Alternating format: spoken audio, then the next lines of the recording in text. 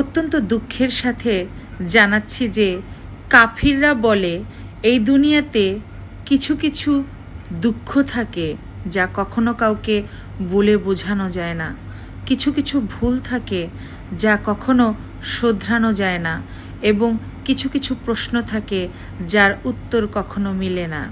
আমি তাদের বলতে চাই, আপনার যেসব কষ্ট সেগুলো যদি দুনিয়ার মানুষ কেউ নাও বোঝে, আপনি আপনার রব মহান সৃষ্টিকর্তা আল্লাহকে একবার বলে দেখুন, উনি ঠিকই বুঝে যাবেন।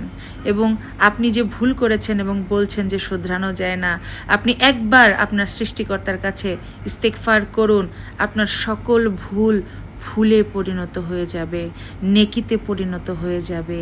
এবং আপনার যে প্রশ্নগুলোর উত্তর আপনি আজও খুঁজে পাচ্ছেন না, সেটার উত্তর হচ্ছে আপনাকে দুনিয়াতে পাঠানো হয়েছে শুধুমাত্র ইবাদত করার জন্য।